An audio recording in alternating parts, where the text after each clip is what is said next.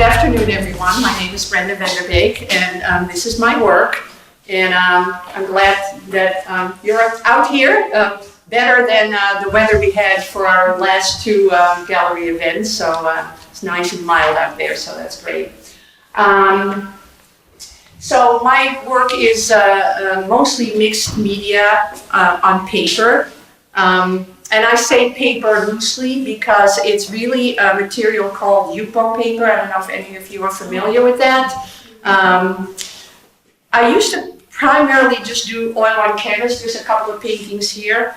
And what I like about oil, and I don't know if there's painters here, but I remember way back started in watercolor and then to acrylic, and then finally when I was in undergrad, I was introduced to oil paint. And what I like about oil paint is that I make the work as I go. And the fact that it's oil paint, like you can wipe that right clean. If there's some parts that you really are not happy with, or scrape it off. It's a little harder to do with acrylic paint. So when I was starting to do the mixed media work, and that only happened because I'm originally from Holland, and I spend a lot of my summers every year go visit my family, and I wanted to bring some materials with me, something small that I could bring in my suitcase so I could still make some art as I was away from home. So I brought small pieces of watercolor paper then. I brought Sharpies, colored pencils, markers, watercolor, and I started making these really small pieces on paper. That was watercolor paper, so I could still not quite do my erasing and taking away. So by accident, I came up on the Yupo paper, and that really works for me. You can just really abuse this paper to death, which really works well for me. You can run it underwater. You can erase hard on it. You can, and that's how I work. Like I said, I make the work as I go. So I like to be able to do that. I probably will still paint. I mean, I paint next to it. I do both, but maybe go back to painting a little bit more again as I go. But the title of the show is Paradoxical Daydreams, and I feel that that's a reflection of the contradictions in my work. I need to see myself when I'm done. I need to see the urgency in the work, but I also need to see the calm in the work. I need to see some chaos in the work, but I also need to see, the place for the eye to go. Most of them are based on some sort of a grid. I'm really loving architecture, so what I'm trying to make is some sort of psychological architectural landscape, if you will, which I am very interested in psychology.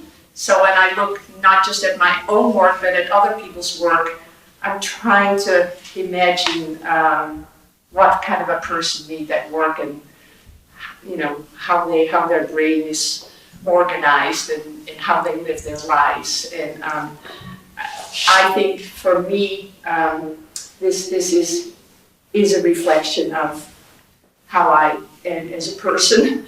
The way I make these, I start with a line or just a painterly moment. These last few ones, this one here, these three here, have more of these painterly moments in the work.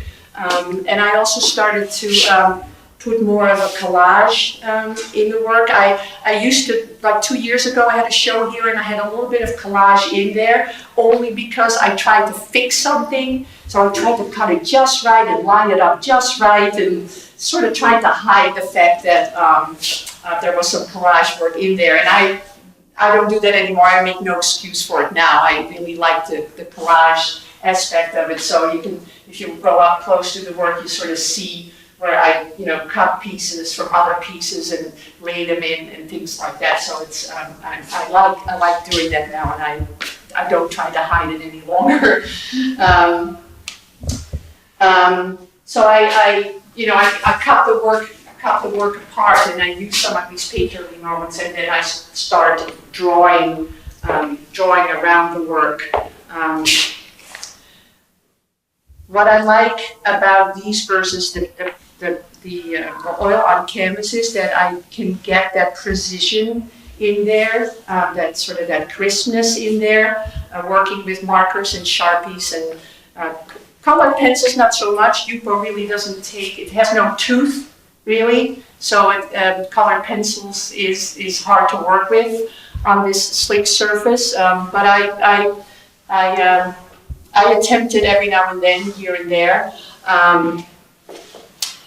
What I miss,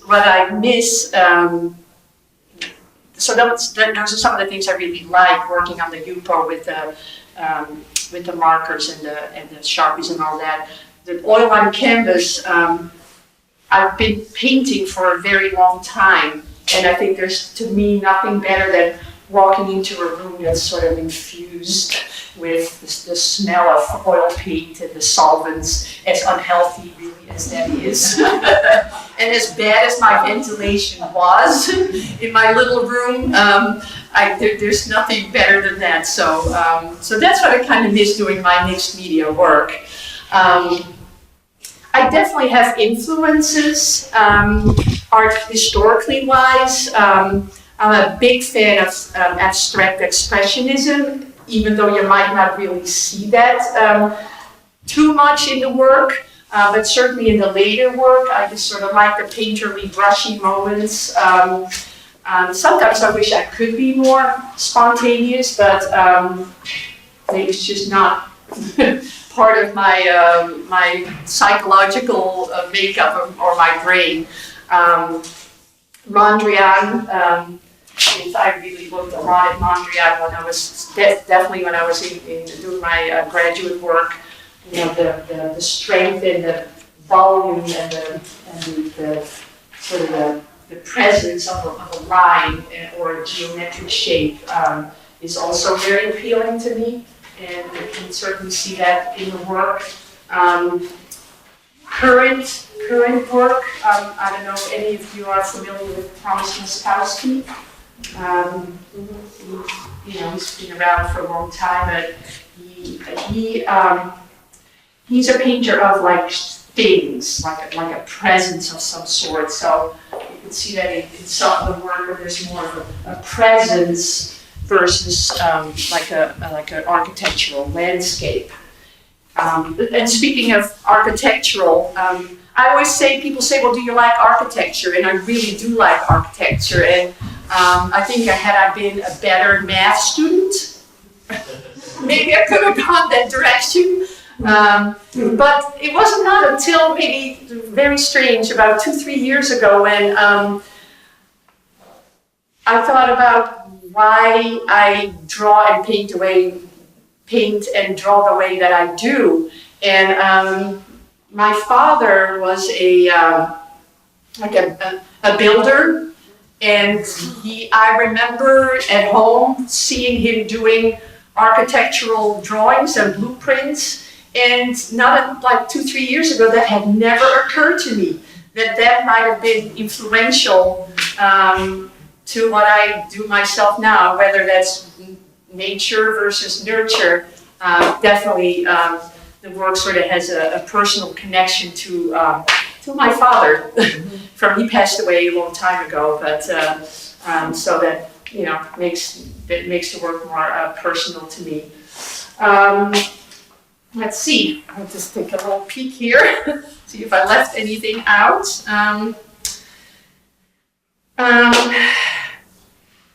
Stephen Westphal, I don't know if you know Stephen Westphal.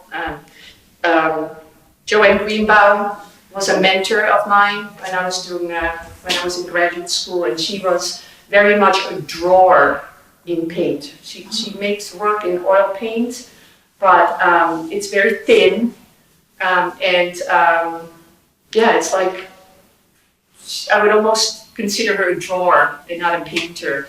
So I sort of see that influence in my own work that way. Where did you go to school?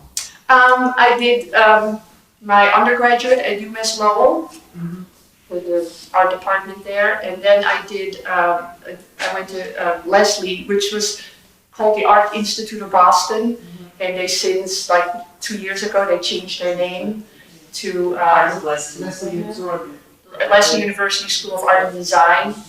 It's called now, but it's a low residency program, so I could still live my life, work full time, have a family, and still get my graduate degree. So if that might be something for you or not, but it's a good program. You have to be very dedicated because it's easy to forget that you're in school because you have these 10-day residencies, and then basically in between you're on your own doing the work, making the work.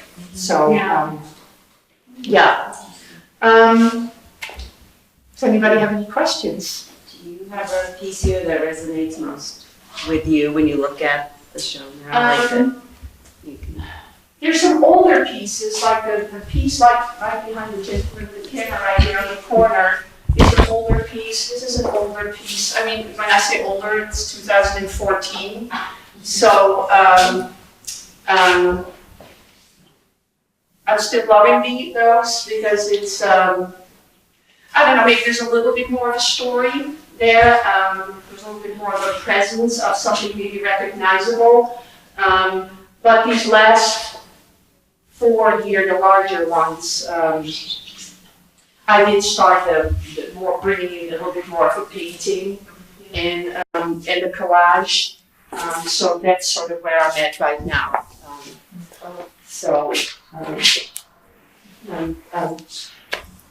Have an affection for the new work as well.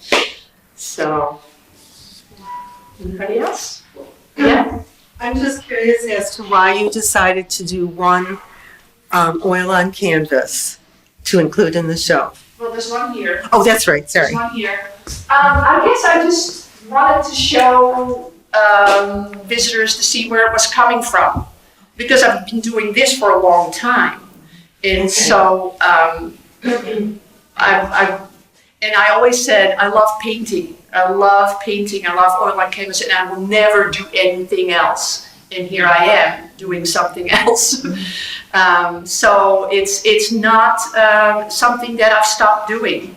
You know, I'm sort of doing it on the side still, and I could even go back to primarily just painting. So I wanted to include those to show where this work was coming from and what it was like a progression to the work on paper. Okay, So, thank you. yeah, you're welcome. Yeah. Anybody else? I want to kind of stop because I want to give the others certainly an opportunity to. The paper that you use this. Yupo. YUPPO. It comes in like pads, 2 different sizes, but then it also comes, if you want to go on to the bigger sheets, they have individual sheets that you could purchase. And is it like a synthetic? It's a synthetic, it's almost like a synthetic, it's almost like a really thin, pliable plastic, almost.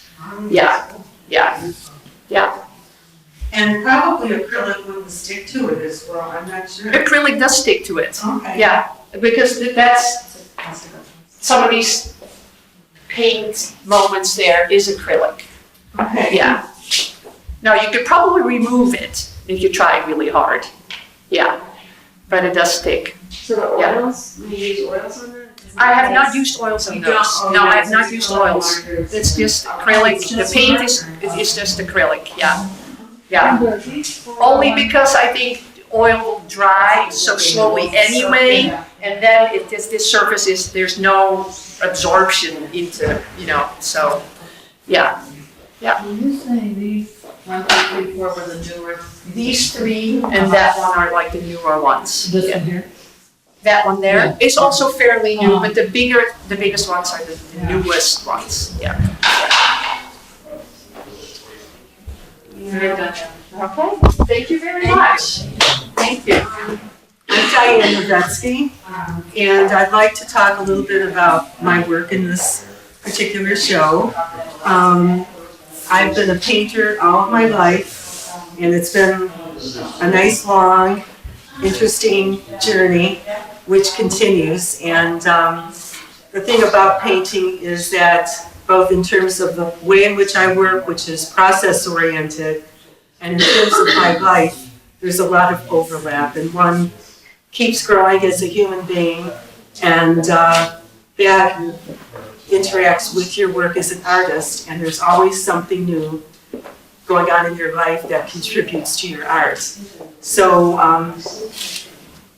anyway, I'd like to talk a little bit about the title to give you a vantage point from which to learn about my work. EARTHSHIFTER was the name of a painting that I did about 5 or 6 years ago. And I always loved that title, and I felt it had a lot of importance for what I'm trying to say right now. In terms of my work tends to be very organic, expressionist, and references nature a lot.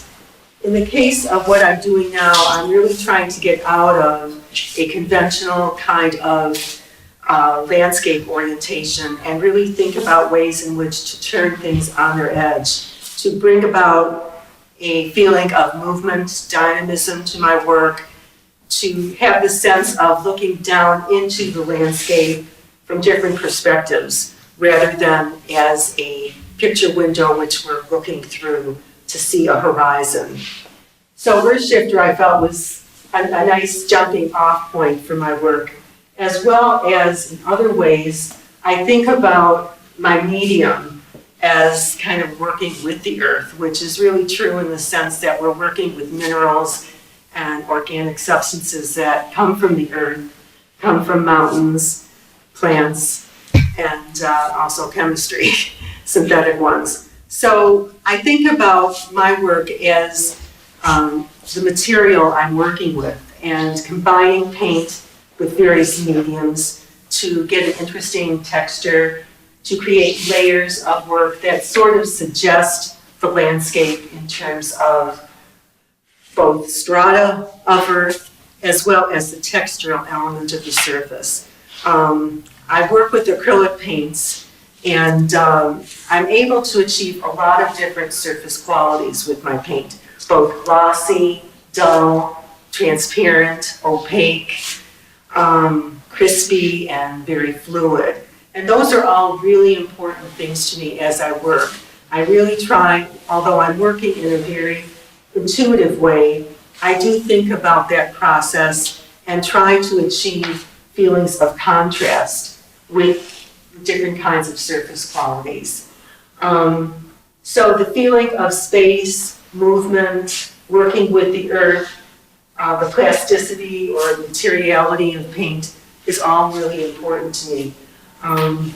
This painting actually came about in an interesting way. I say interesting now, but while I was working on it, it was just a total nightmare.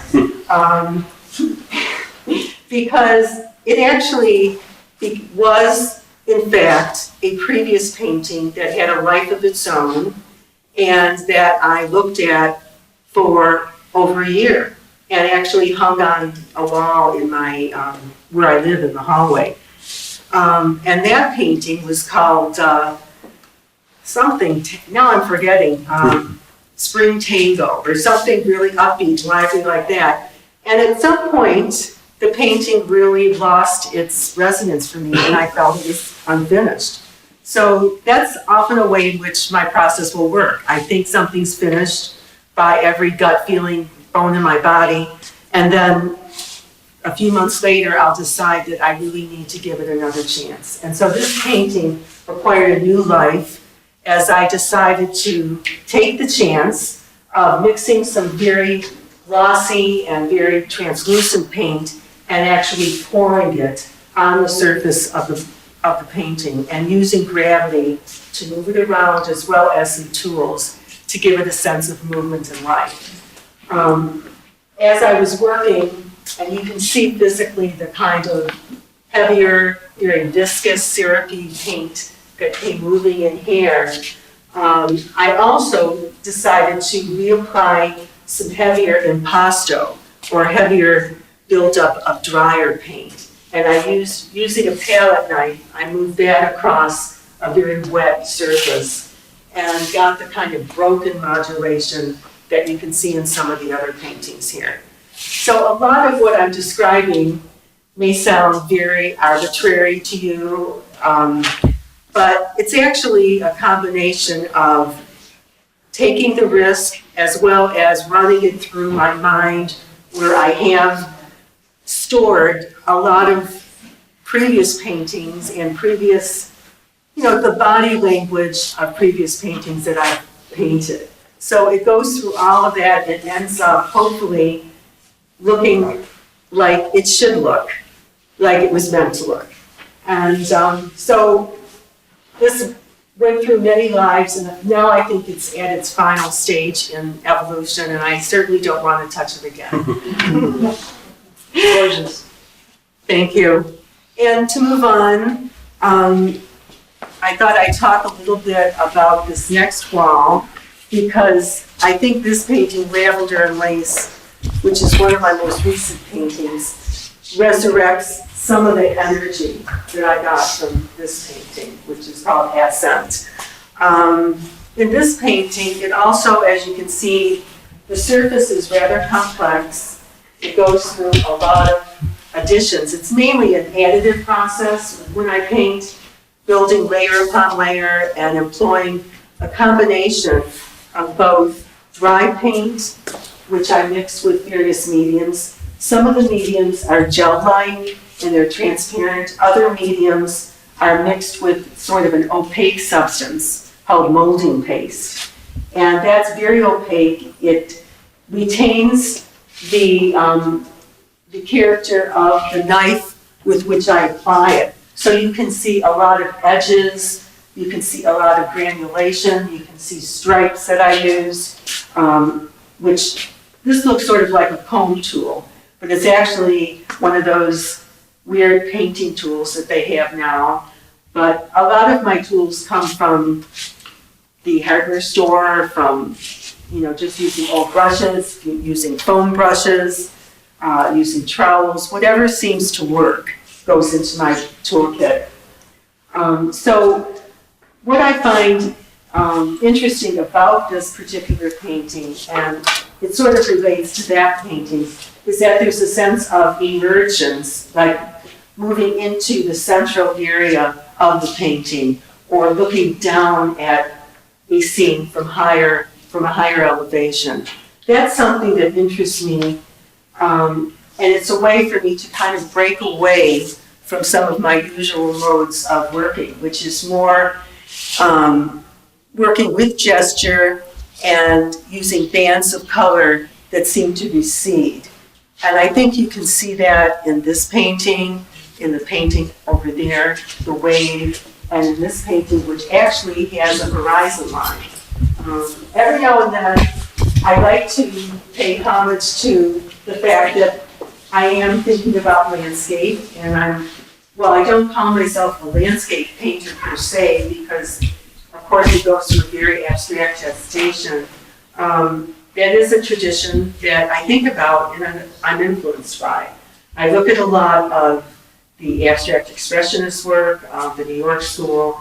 I look at a lot of the Impressionists, French painters. So there's a lot of traditions that I like to look at and perhaps steal from in what may be appropriate to what I want to say. But everything I do has to pass through my own eyeballs and my own taste. And while I'm influenced by, it's very important to me to find my own voice. And I really don't want to make paintings that look like other people's. So I tend to feel influence is something that's nice to begin with, but it's just a jumping off point that I don't want to think about too much. In contrast to Lavender and Lace, as I was saying, these paintings, the one here, Emerald Isle, and this painting here, Desert Rose, are more a style that I've acquired over the past few years. This is a little bit different for me now. In these, I'm pretty much working intuitively, layering paint and finding a way of directing the gesture. It may be something that curls around and brings your eye up and around. It may be something that just happens in the rhythm of the painting, in that I think a lot about water and how my work is suggestive of the rhythm of water without really trying to do it in a very precise or objective way. It's just something that goes into my whole thinking about the work. Moving on here, and if you have any questions as I'm going along, feel free to interrupt me. I'm just trying to give you an overview of what I'm doing and how I think about my work. And when I'm done, I'd love to hear your questions, because part of what interests me as an artist is what you have to say as a viewer. And that really completes the work for me. Now in this painting, Elevation, I really had a lot of fun because this painting almost painted itself. Some paintings take a long time in coming about, and I really don't discover the resolution or the key to bring it all together until later, and sometimes after months, as in that one. In this one, this came about very quickly, and I don't know whether it was having the right music on my headphones or what have you. And music is very key to my process, I have to say. I like to get into sort of a zone, you might say, and where I'm not thinking, I'm not agonizing, I'm just in a spirit of play. And this one, it just happened. I started with sort of a base coat of yellow and perhaps some oranges and blues, and just knew that I wanted something that almost looked like a pathway or yellow brick road cutting through the canvas. As I was working on these wings that seemed to be, the parting of the green sea or something, it just appeared to, this yellow streak just appeared to me, and I saw that it kind of connected to some of the yellow that was revealed in the first layer, and I just went, Eureka, that's what I want to do, and I knew that was it. I really didn't have to worry about too much more. And that's the kind of thing that I hope that I'm building towards, is finding a way to make a statement and resolve the painting in a very spontaneous way. But sometimes spontaneity isn't spontaneous. That's all I can say. Sometimes you want to keep that freshness, but it really requires a lot of work along the way.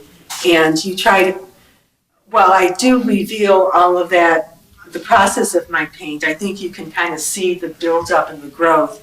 I don't want it to look belabored. So there's kind of a contrast in that you want to continue the work and arrive at that point, and yet you want to keep it fresh. And that's the goal that we as painters, hope to achieve. What can I say more? I thought I'd include some small paintings because I also work small, although it seems like this series was pretty much revolved around square-ish work.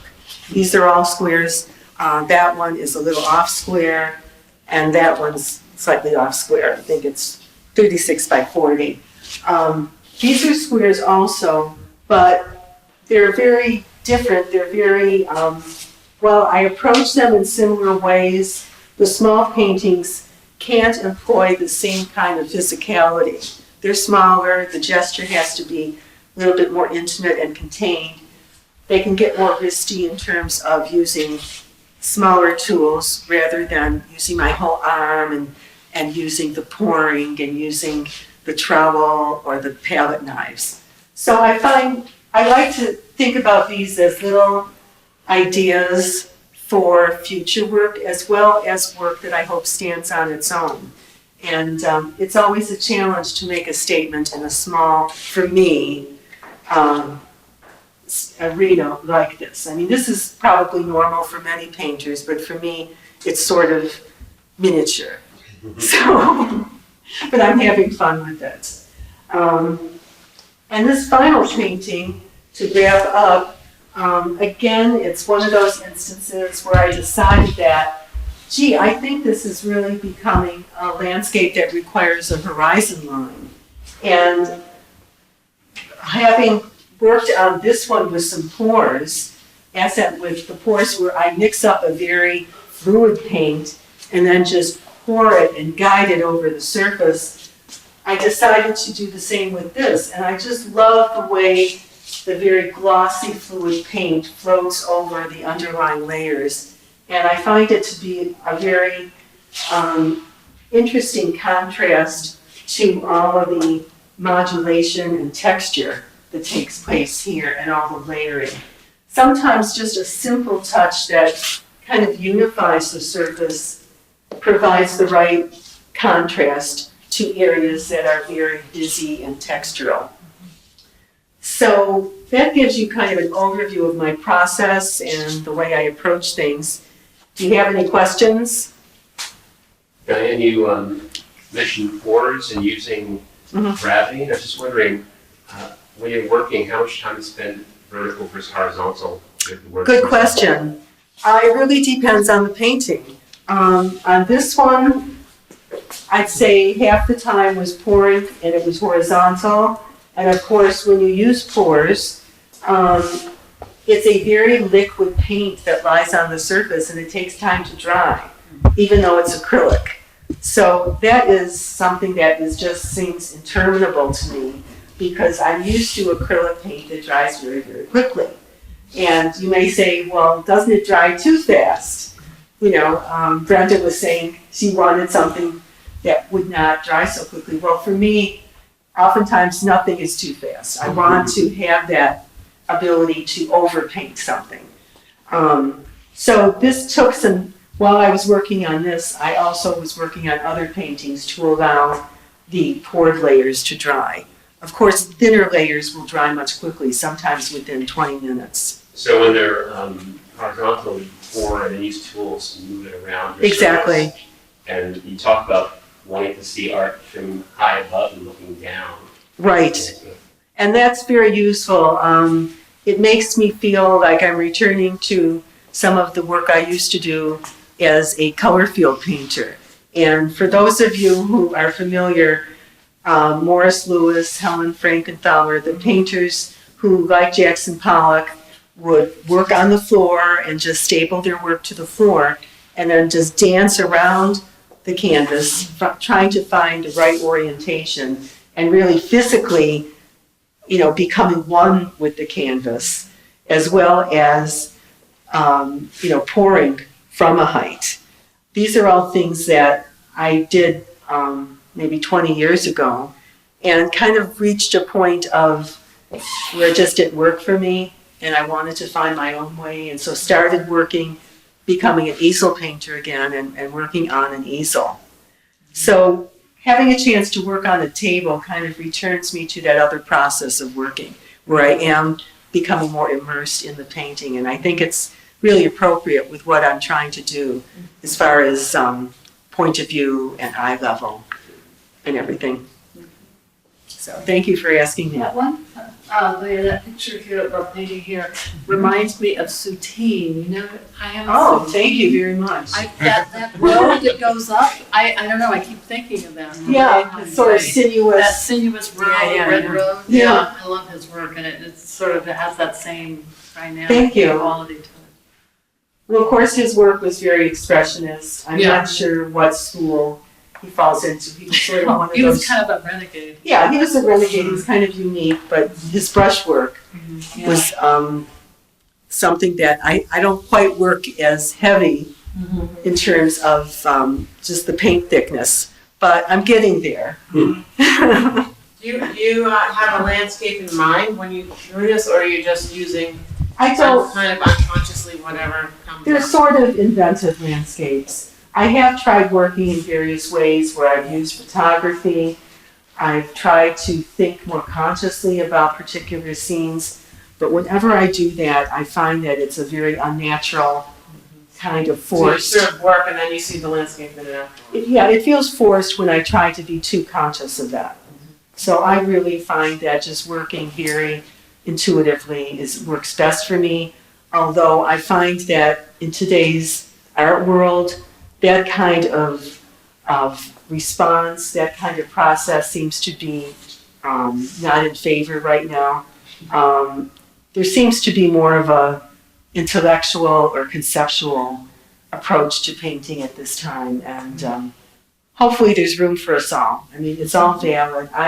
My work is not one that tends to have a lot of rigorous intellectual underpinnings to it. That doesn't mean there isn't thought that goes into it, but it's something that's just very visceral in my response to paint.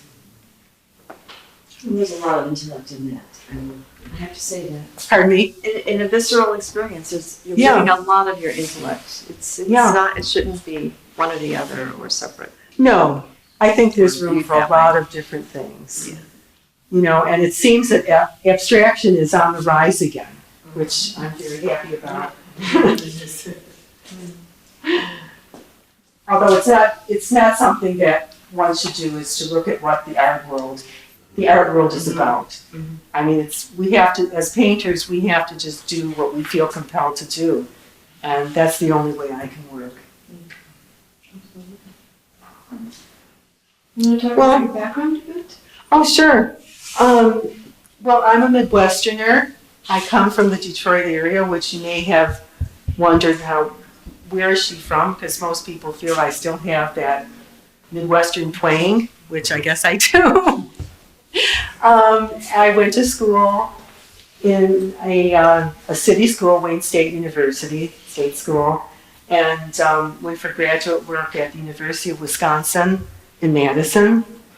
And I have to say that while I was there, I wasn't really attached to any one style, nor was I influenced by anything in particular. It was really a way for me to just grow and test my wings as an artist. And I feel that it's only been the past 10 or 15 years in which I feel like I'm really coming into my own as a painter.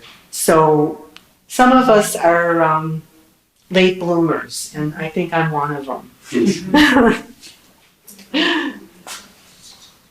You talked about the different size canvases.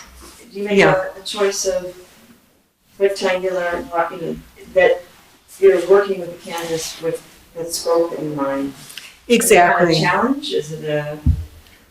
It is. I do not work on raw canvas and then stretch. I work on stretched canvas, and that's another way I'm different than the color field. So in that respect, I do have to think about my ground, my substrate, and what works for me. And I feel like paint on canvas works very well for me in that I like the feel and texture of canvas. You mentioned scale. I'm also looking for a format size that I can feel free to experiment with. And right now, it seems like the square shape has been very useful for me in that I have a habit of changing the orientation of my work. In other words, finding it hard to decide on what is the bottom and what is the top. So I do move my canvases around a bit until I find, where I want it to be. And so square is working very well. I don't feel I'm going to only do squares. I really want to do something that is more horizontal and just a broader kind of format. But I have enjoyed working with the squares, and it seems to lend itself very well to landscape, even though it seems counterintuitive. So, okay, thank you so much. And also, I'd just like to thank you for coming on such a wonderful day. It's been a pleasure having you all here and getting your feedback. So thank you so much. Excuse me, good afternoon all. It's lovely to see you all here today. We really appreciate it. Yvonne and I have come together as former BPS art teachers, bucking that whole friggin' system that we worked under, and wanting to just break out and do whatever it is that we need to do to liberate our creative souls. And that's what we are trying to do. And when we thought about it, we said, well, what do we have in common? And we have a lot in common, because we used to love working with children and seeing the freshness and the intuition and just the color and the beauty of it all. And that's what we spent 20 years doing or more.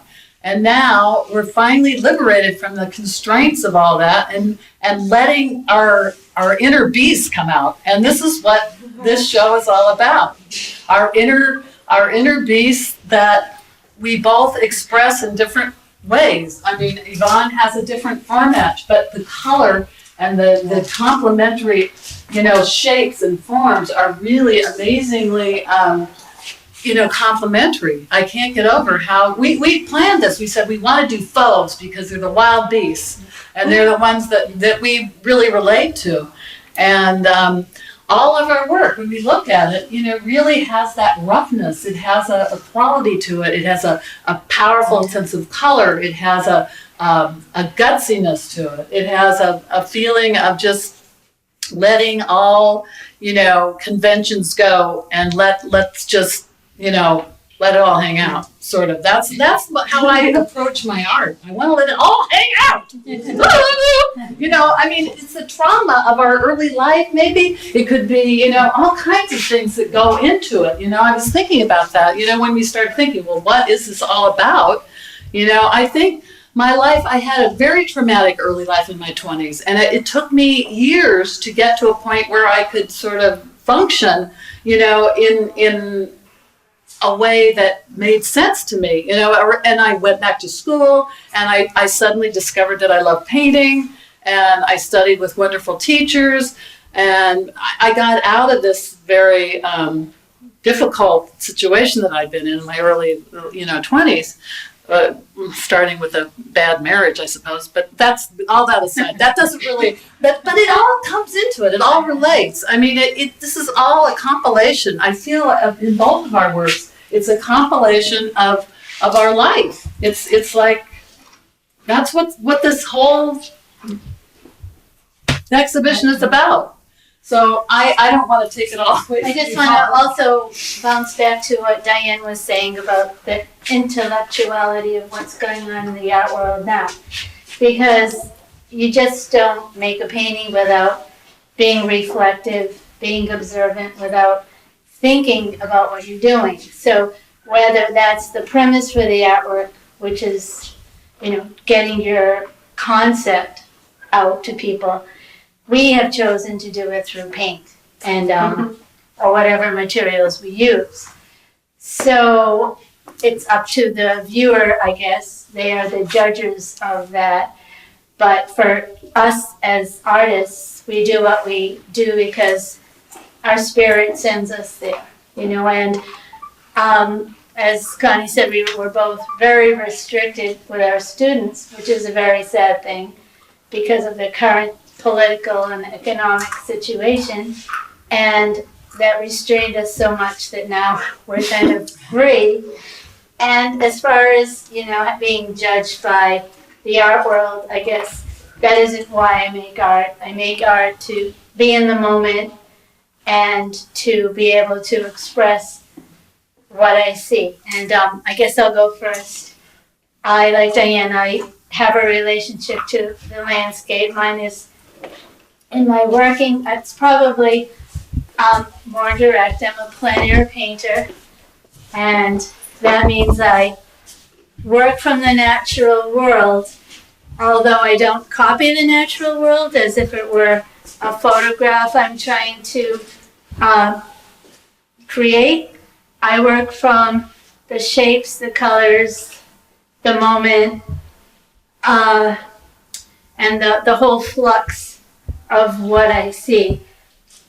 And also I want to say, as far as a political statement, I see a lot of the conceptual art happening that shows the destruction. But I feel like for me, I rather find a special moment and maybe somebody else will see it and maybe in their brain or heart somewhere they'll say, yeah, we do need to have respect for our surroundings. So I'm not literally making some force to say, let's save our planet. But hopefully somebody might get something and, see it some appreciation. So being a plein air painter, I go out into the environment as much as possible. And I select a place based on some abstract concept in my brain, because I always drew rather abstractly, relating shapes, colors, patterns, rather than trying to copy, the natural world or whatever I'm seeing. So it's all about the relationships. And often people will say, there's a morning light, and then you start again in the afternoon. But what I've been finding is that's just not the way it works. The light changes from minute to minute. The clouds move. So now I'm sort of freeing myself to finding something that really is special in my brain that I want to capture. Sometimes I will take a quick photo because the light does change more than light morning and afternoon. It just changes constantly. The clouds move. So I try and record something, or I find these positions where I paint where often they're very uncomfortable, but it's really the abstractness, the relationships that are important to me that help me create the painting. So,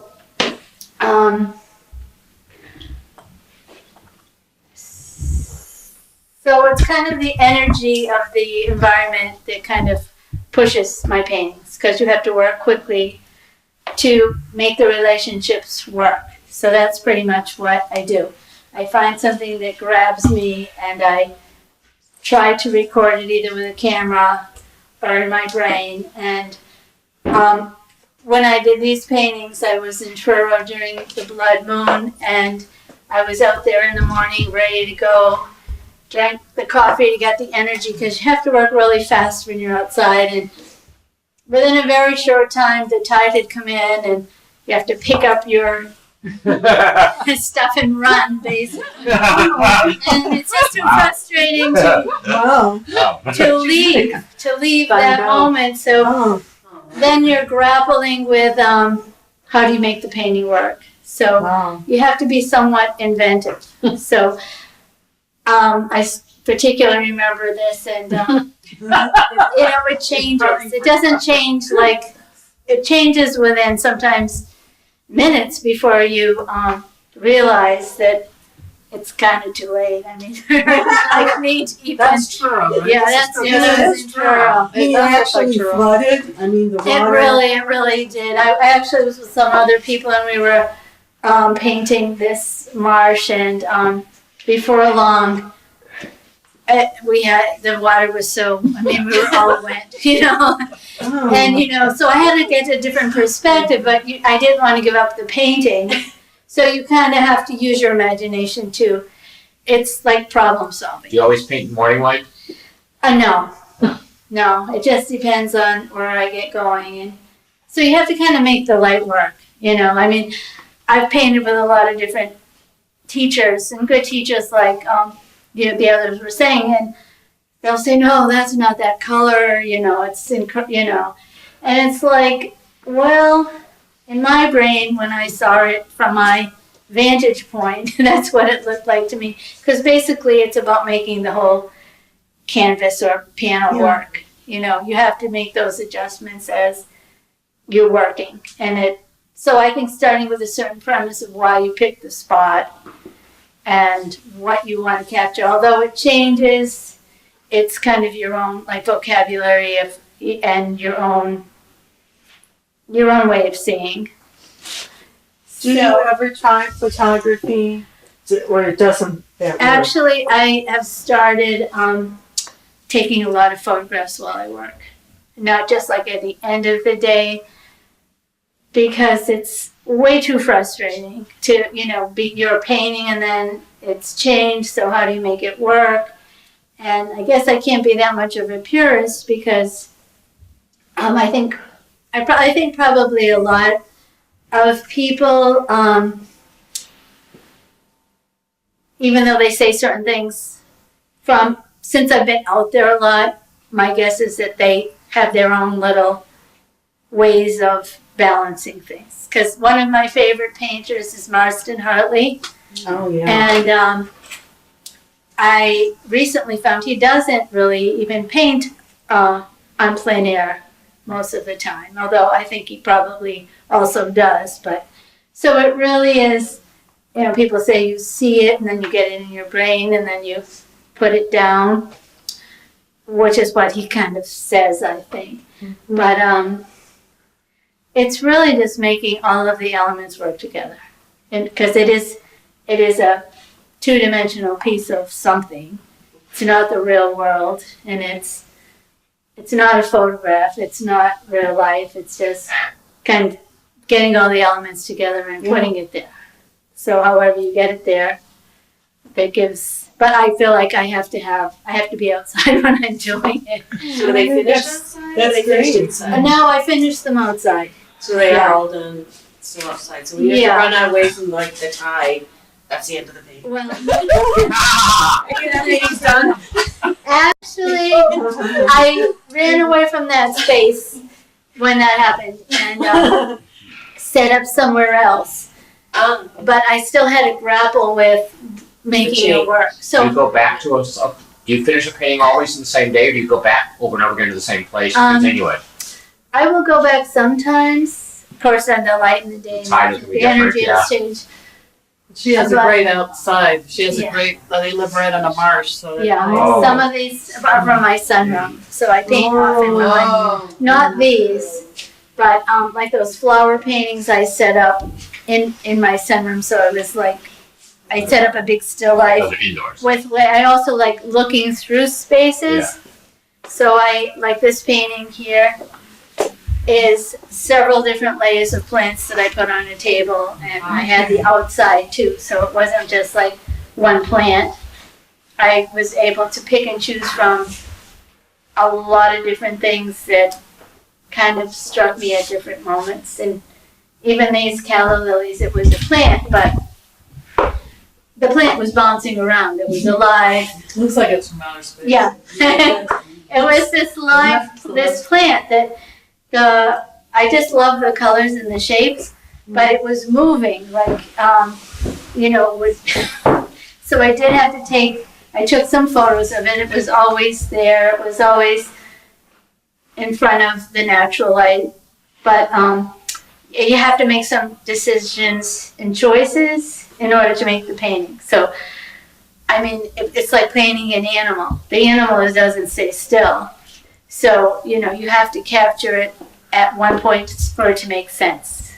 But what's important is to me, like the color relationships and the relationships in space of how it's all working together. So, and this painting, after I had done that one, which was actually one of my favorite paintings, because I was amazed how I got that muck once it started to emerge. I mean, it was water and then it became muck. And so you're shifting back and forth. So for me, it's a very personal piece because it was a struggle to create it and make it work. First you're seeing water, then you're seeing the water fill up, and then you're running, and then you're seeing, the flow out, and, so it's like a real, the energy of that challenge is kind of interesting to me. Yeah, it's interesting to know the experience you had. One, I would not have thought about that when I was just viewing it, because it has a sense of completion, of, just a beautiful spot. Yeah. And you've just captured the moments. Yeah, well, that's kind of the goal for me. It's because I love being out there. Because once you're immersed in the colors and in the shapes, it does. I once did a project, in art school about flow and art, and I think because there's so much to gather in such a short time, it puts you in that you're working so hard and your energy is so strong that that's when there's a surprise. So I wouldn't want to make like paintings just to sort of serve kind of this idea of what the art world is about, just make all these paintings that, because it's so predictable, it takes the joy out of it. So I'm just learning to just do it for my own happiness of that moment and feeling involved in nature. And actually you can see there's still sand and different things embedded in the painting. Oh, really? Yeah, everyone's in. I have one painting at home where it was blowing and I didn't notice it until after, but the weeds just made these beautiful impressions in the paint. And I thought that is something so great to preserve. Not in this one, but yeah, this is just, or the pine needles or whatever. But it's really for yourself, I think, at a certain point. And then, it makes it kind of a joy to go out there.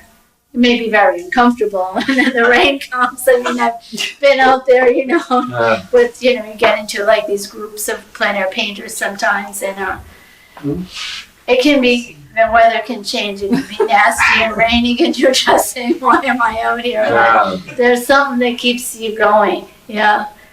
So, you can look at these other, I remember right after that I kind of moved up to this other spot and there were these geraniums.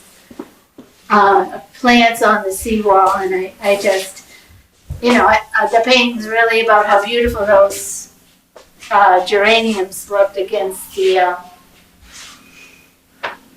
that sea, the marsh and the channels.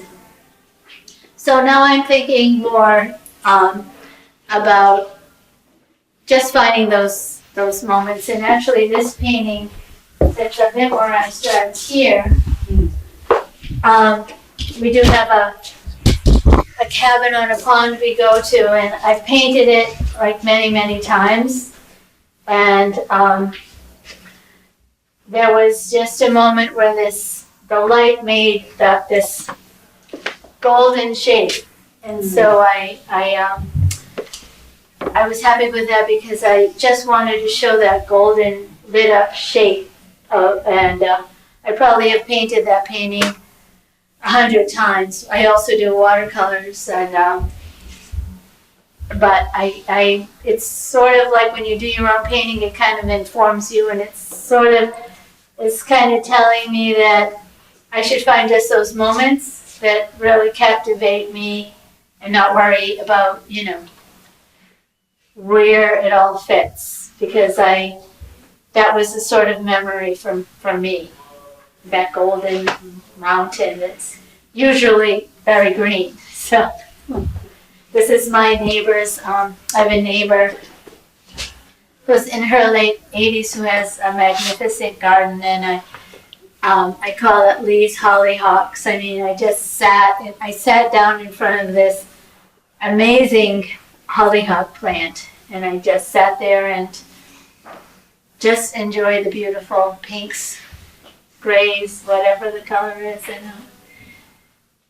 so that's about it. I just, for me, it is finding those special colors that excite me. And I take photos all the time. Like I'll take probably 100 photos a day, just as I walk around of things that are intriguing to me. It's usually about color or shape or.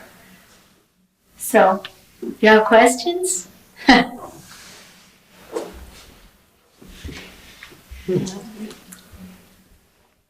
Well, I just had one quick question. As I look at the range of your work, I see that you have different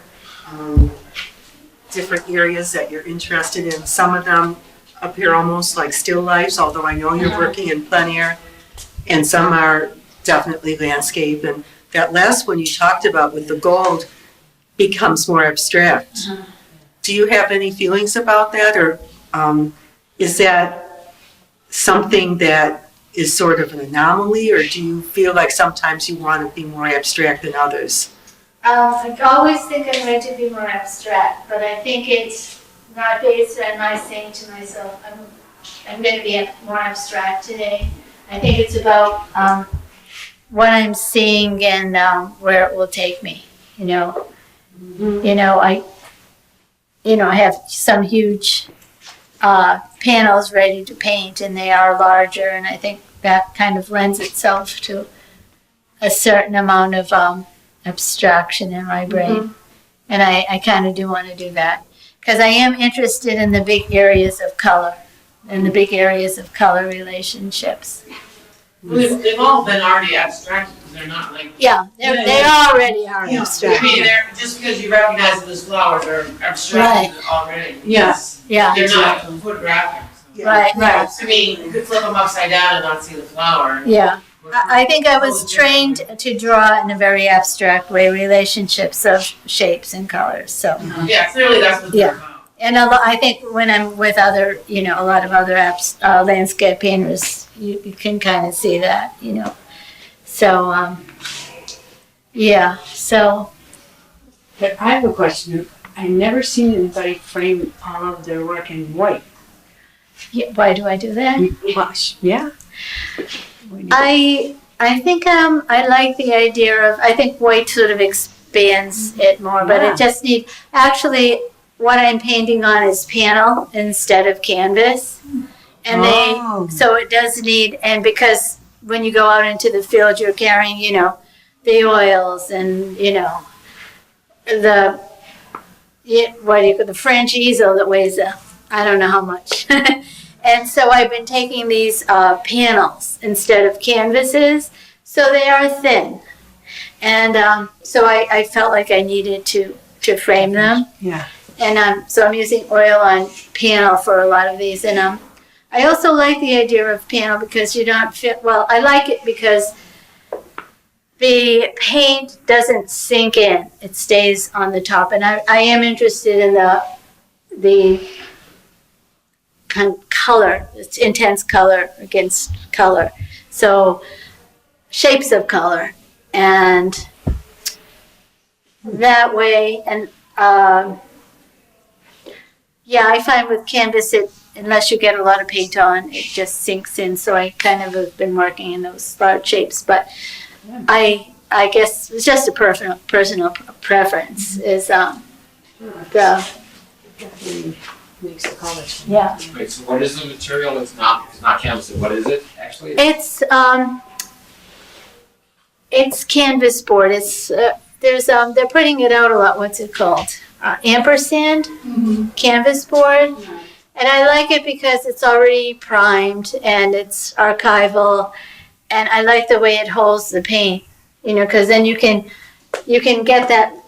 Especially when you're outside, you can get that big shape of color and not, and it doesn't sink into the canvas. It stays so that it's a predominant shape of color. So there's a piece of wood behind it? It is wood. Yeah. It's primed board. Okay. Yeah.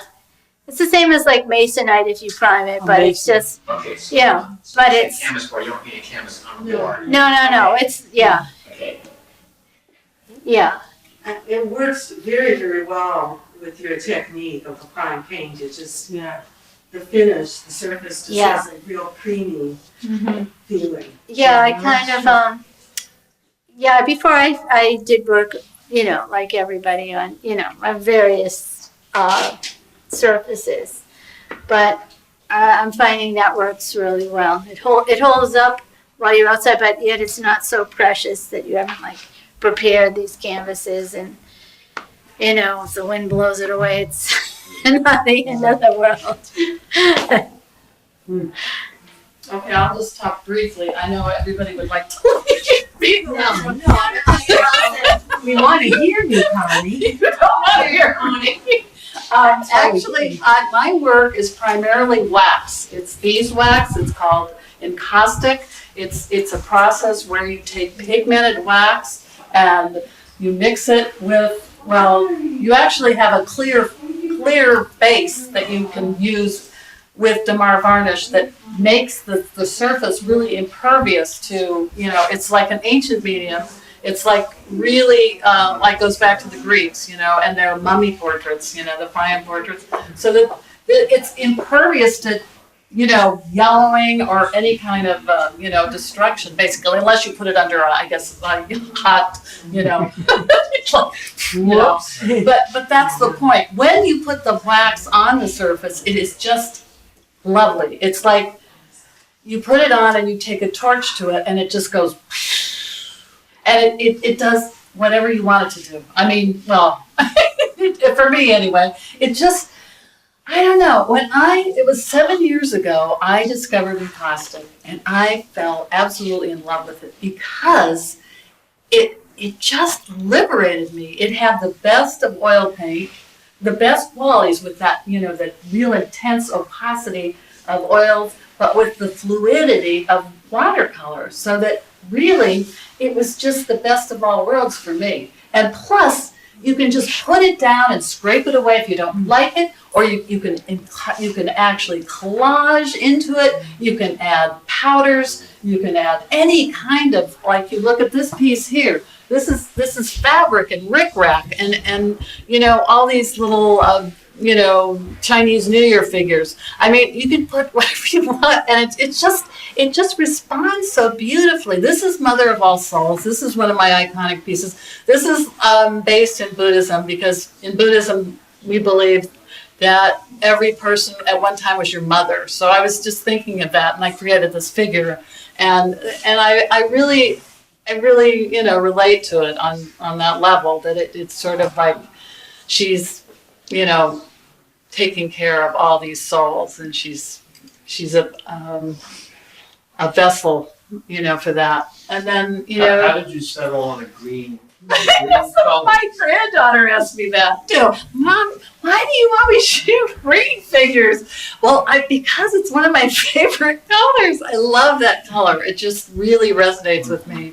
And it just has a neon effect to it, And, mixed with the reds, complements it just like, I remember the first time I saw it, it was hanging under a lit in that space where we did that show.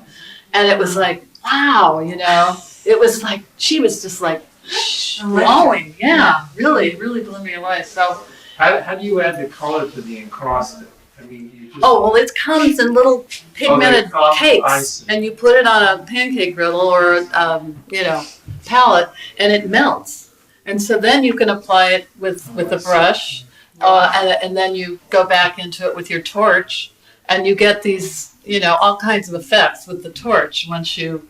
But I've also used a lot of ink in here. India ink you can use. You can scrape into it.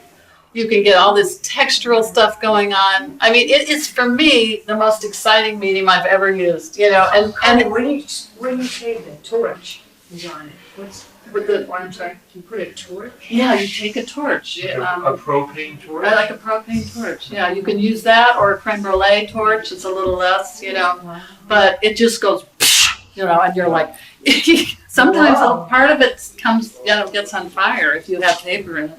But You told me that. I didn't think it ever sunk in. I never saw you do it. Okay. wow. I just, this was just a piece that was inspired by Truro, a place where dreams are born. I just love, we go down every summer, so I just had that in my mind. But this piece was banned in Jamaica Plain. Somebody said this is not fit for children to see because it's a vagina. Well, hello, it wasn't my intention at all. My intention was, my heart does blossom, and this person that they banned it, they said, we can't have that in our show. So, that was my moment of I knew I'd made it then, And then, of course, this one is sort of they're loosely autobiographical, I think. This is out of, my little dog Pekar and myself glorified as a goddess, and then my horseshoe crab sisters. These are actual horseshoe crabs that I collected at Truro a few summers back, and collaged them.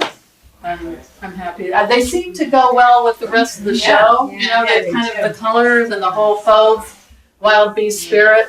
This, yeah. And I like the juxtaposition of the sculpture with the flat work.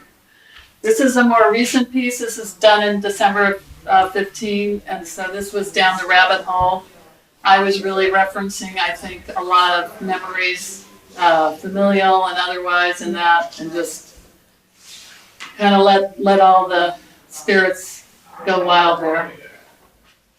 And then we come around the corner here, and we have Diana channeling Diana Ross, which was another one of my iconic pieces, in the background there with her little backup band. And these three are new. These are called Apparitions of the Self, kind of a Bruce Lee, I don't know, thinking about just, I guess, facial apparitions and just the way the wax worked. Again, it just kind of, I used a stamp and stamped it, and it just kind of like did all kinds of different movement in each one. So I was kind of happy with that. And this one is all tangled up. Another piece that I see as, I mean, these pieces are kind of based in outsider art or the art of the self-taught. I mean, it's art brut. I love all of that very naive, kind of primitive style. I try to get that in my work. So a lot of these seem art dancing in the street. This was actually, I was going to give this to you, Alan and Sherry. It was a little book. I never gave it to you. It was a little book of tap dancing, though. And these were all tap dancers behind here.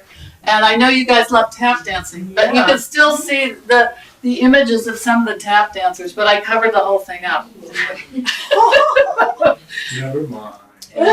Yeah, I know. So, you know, it's my work. It's whimsical. It's kind of, you know, childlike, I hope. That's what I'm reaching for, a childlike sensibility. Like, I want to go back to the child. I don't want to, you know, be too overly intellectual. I want to have that raw, primitive feeling, and the wax lets me do that. And I love it, you know. It's just a great, you know, way to work.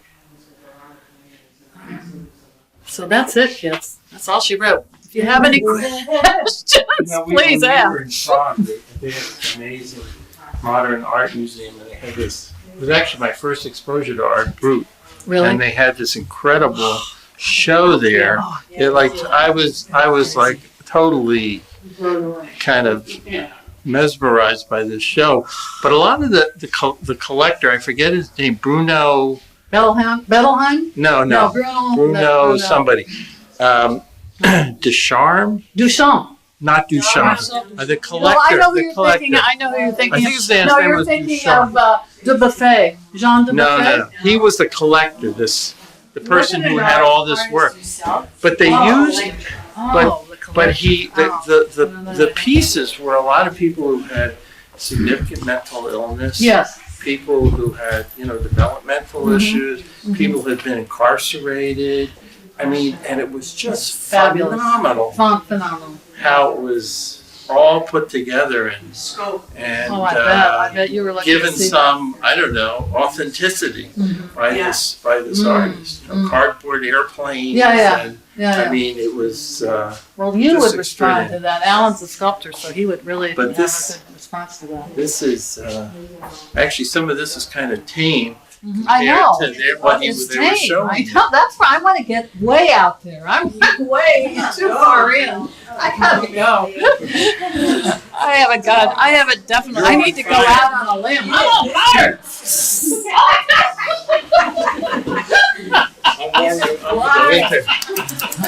How do you think I keep Steve warm?